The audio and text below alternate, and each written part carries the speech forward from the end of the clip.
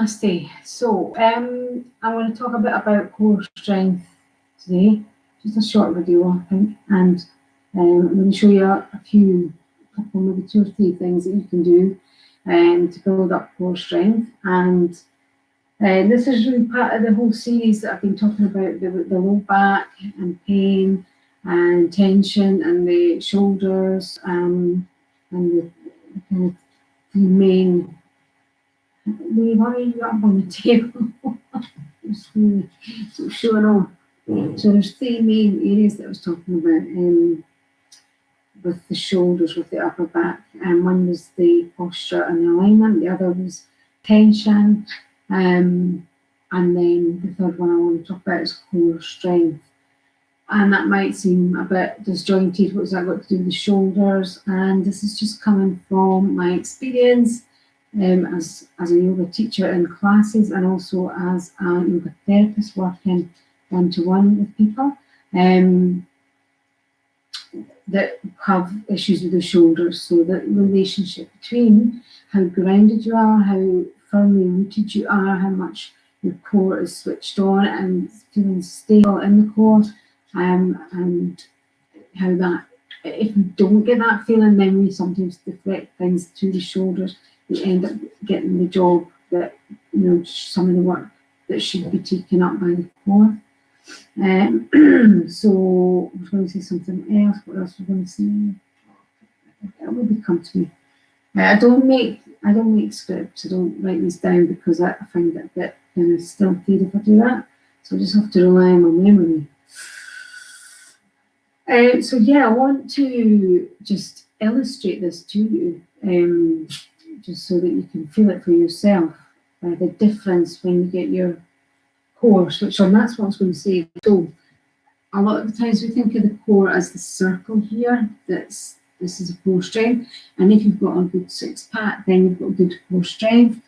Otherwise, you can't. And I haven't got a 6-pack. I've not had a 6-pack for a long time. So just get yourself up on your feet. Yeah, so the core, it's not so much this circle here that gives us that kind of wonderful looking kind of washboard stomach. It's like the core of an apple. So from the feet right up the centre, up in the middle part of the legs and right up the centre, like the core of an apple. That's your core, that's where your core strength comes from. So if you're into, if you're thinking about the fascia, anatomy trains, then we're talking like that deep front line, which does all kind of join up from, even from the soles of the feet right up, and the middle of the front, and the tongue as well. It's all part. And that is the, incidentally, I don't know if this is true, but that's the muscles that are maybe involved in the stress response as well. These muscles. So, maybe when we're feeling a bit threatened, we maybe use that deep front line, that whole part of the anatomy maybe incorrectly. I don't know if that's the right way of putting it, or maybe inappropriately. But I just want to illustrate. So I've got this. I've just weighed this, and it weighs 3/4 kilo. So it's not heavy, but I just want you to imagine that you are doing a job and you're on your feet a lot. So, for example, one that springs to mind is hairdresser. So you'd be standing and you'd be like, a little bit bent over with the hair thing, washing somebody's hair. Or I've done a bit of dressmaking. So even if it's a hobby that you have, so you're standing at the table and kind of folding the materials with the perfectly laid out. You're standing like this. And it does cause a bit of strain in the back and shoulders. So I want you just you can have something that weighs maybe up to 1 kilo, or you can just be standing on your own, just your own body weight. Just imagine you're doing this job and you're kind of moving things around. You're kind of just moving round and round, taking your arms out to the side, or just hold something out, just like that. But just be slightly off centre, and then just see how long it takes you to get to that feeling of, oh, stop this, I don't like it. I could stay here. like I'm in some kind of the tension center, and holding this position of stress. And I can't, I could stay here, but I had to, my life depended on it, but I have enough now. Okay, I'm going to stop now. And then just stop whenever you get a feel for how long that takes. And let's shake out everything. Just shake out your shoulders.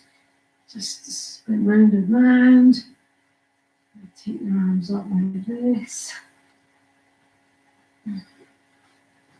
Just make sure that whatever you've done, you've released the shoulders. I'm going to do it again, but this time what we're going to do is push down into the feet. So imagine you've got bubble wrap under your feet. Yeah? Take your feet, maybe best place for stability maybe is just straight down from the hips. So straight line, straight down.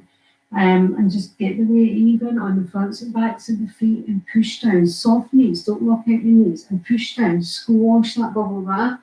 And then just do exactly the same as what you've done. Just see if you can feel just a bit of a difference where it's a little bit lighter, a little bit easier up in the upper body. Push down strongly. Almost feel the weight of the body sinking down into the base from the hips down as you switch on. Push the energy down, push the weight down, and feel the lightness in the upper body. And as you push down into the legs, feel the core, the whole core, that fundamental deep core, switch on.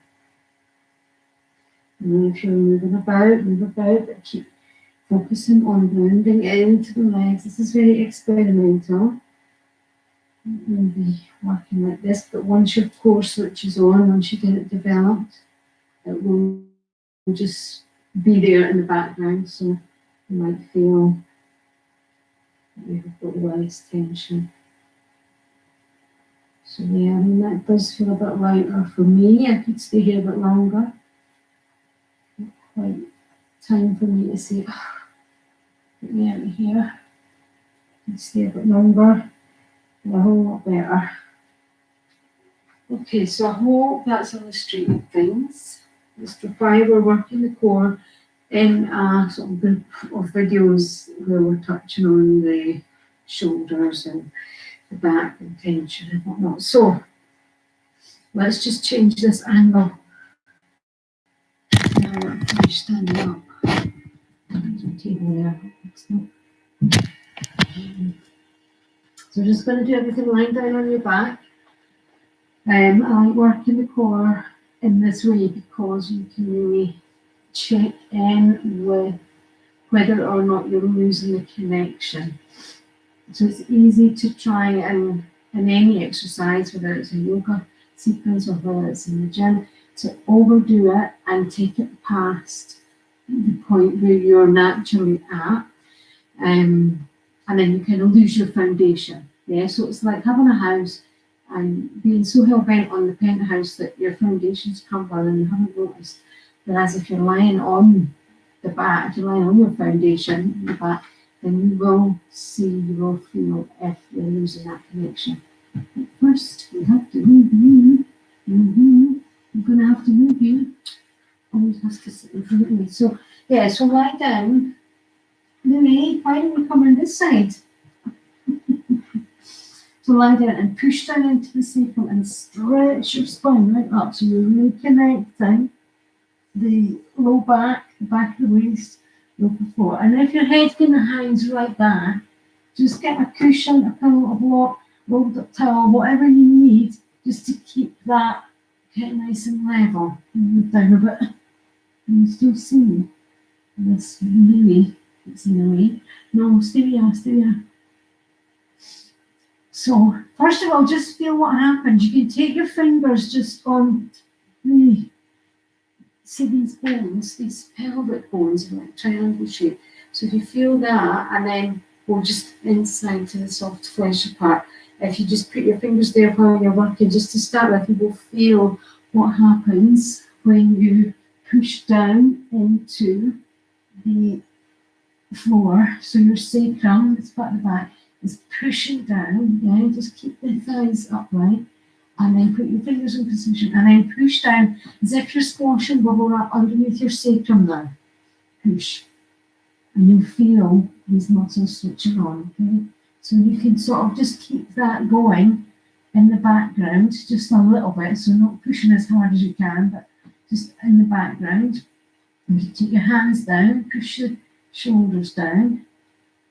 And the other thing to watch for is that the shoulders don't kind of clench up.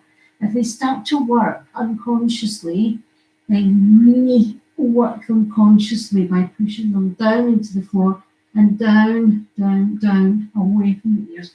Or you can take the hands up and just kind of push the whole back down into the floor. So that would be your starting position in that case. And as soon as you feel that lift, did you see that?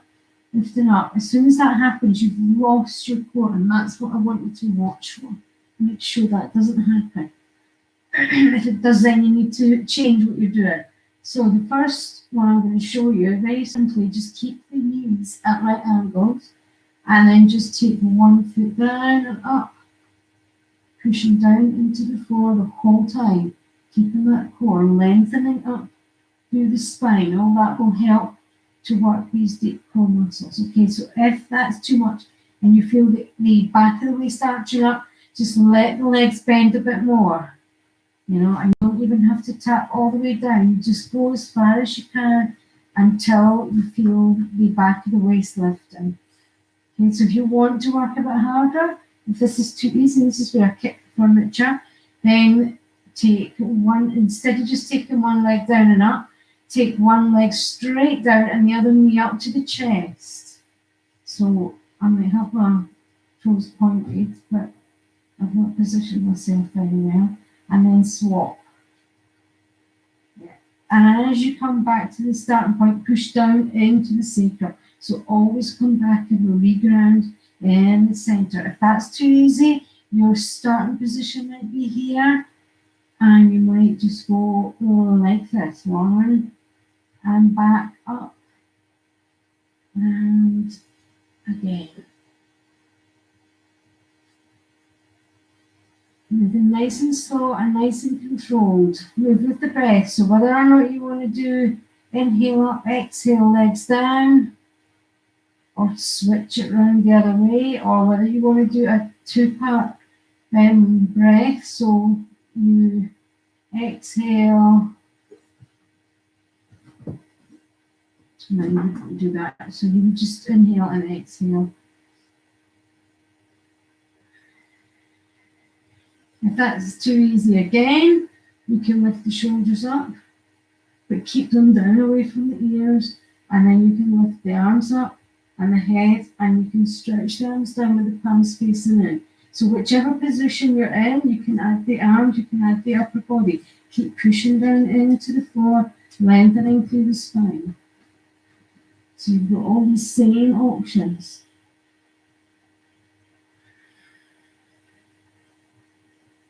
Push down, in the middle. Yeah, you've still got the same options. And when you want to, just take a wee break. You can start again and do more if you want. Just release, maybe taking the legs side to side. Just to release any tension.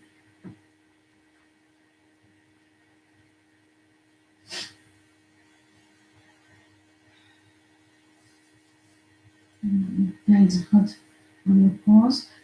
So that's one, I suppose it's a series of exercises, and you can choose how you get on. So I'm going to leave that there because I'll probably do more core stuff. I'll leave that for the supine stuff. I mean, there are other things that I would do that are a bit stronger, but that's possibly enough just now. I'm just going to show you one other one, which is more of a twist. So you don't need to sit cross-legged or in half lotus or anything. You could be doing this kneeling, you could be doing this with the legs out. It's whatever's comfortable, really. On a chair, anything at all. A hard chair, not an easy chair, like a dining type chair. And all we're going to do is use that core to twist ourselves around. So when we do twists, sometimes we use the hands, and that, that's a passive twist where when I'm pushing and the muscles aren't working actively to twist me, because I'm using my hands, or probably more of a passive twist would be lying down on the floor and taking my legs over to the side. And an active twist would be where I am crossing my legs and I'm just not using my hands at all, I'm just twisting around. Now, I once had a client, and I mean, he wasn't complaining, oh, I want to work on my core. There was other things which I picked up. I wondered how strong your core is. And when I asked him to twist, you're lucky if he could move half an inch to an inch. It was like, that's as far as he could go. I mean, he had great flexibility so that, it would look like you could twist really far, but when it was coming to the active twist with these muscles, these little muscles that are around interspinal muscles, there was just no strength there whatsoever, and that was leading to the problem that he had. So to see how far you go, you can take your hands up just to sort of give you a guide so you can sort of gauge how far you're moving. And you can just inhale to the centre and exhale to the side. And try not to cheat. What we do is we, in our head, think how far we want to go, and we do anything to get there. So leaning like this might make it seem like you're going further, and this is an exaggeration, but just watch yourself in the mirror and see if you are leaning a little bit. Because this that I'm doing now, I'm not using the core at all. I'm just pretending that I'm twisting down the middle. So that's a few things to watch. Make sure that you are completely upright, and it's just like I don't know, a spindle or something, and it's just twisting on its axis. So you can do, a few dynamically going side to side.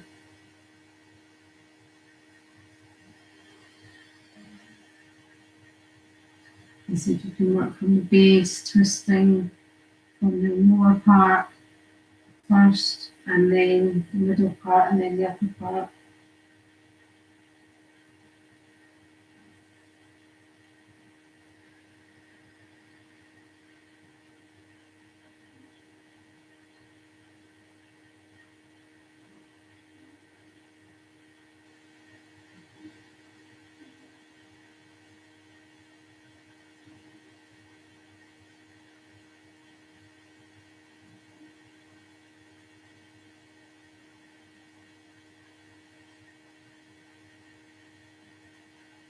And just do one more to each side. If you want, you could then hold it, but make sure you don't hold your breath.